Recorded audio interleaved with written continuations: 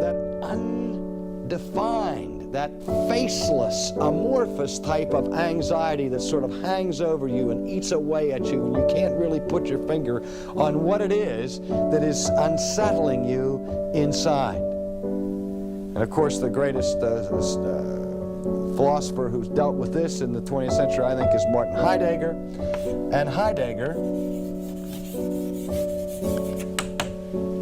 wrote what I think is one of the most important books in the 20th century, simply entitled Sein und Zeit, Being and Time.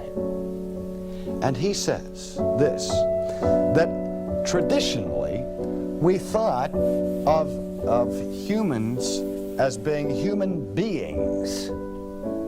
We use that term being to describe a life of a person. He's a human being, and being comes from the Greek verb to be. It's the participle, the ongoing verbal sense of to be. And the German word for being is sein. Well, Heidegger doesn't talk about sein. He talks about Dasein. Now, if you know your German, you know that that word prefix da means what? Does anybody know? Presence, or it can be used here or there. Okay? And so sein is being, and this would mean being what?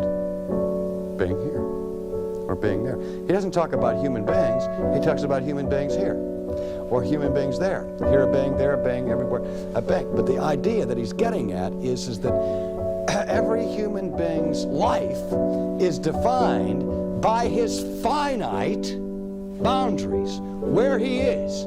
He lives his life not in the theater of eternity, but he lives it in Stallstown or in Philadelphia, or Johnstown, or Pittsburgh, where he is. And we use statements like, well, here's where it's at. Well, here's where you're at, right here. And your life and your existence is defined by where you are. Now, in the big picture, Heidegger uses another German word, and this isn't going to be a lesson in German, but he uses another word that's very, very graphic. He said, the reason why man experiences anxiety and dread and what he calls Besorgen, care, or concern, is that man, his there-ness, where he lives there as a result of what Heidegger calls the experience of Geworfenheit. What does that mean, Lord? To be thrown. I'm glad I have somebody that speaks German in this audience. To be thrown. Man has been hurled into an impersonal universe where nobody is home and expected to carve out his own existence. And he again lives between the poles of nothingness. He comes from nothing and he goes. He's destined for annihilation. And man understands that intuitively. And that's eating away at you. But we're afraid to talk about it. Until we're jolted to face it by Jack Kerouac in his writings, or Ernest Hemingway, or whenever we see it in the film that we were uncomfortable visiting.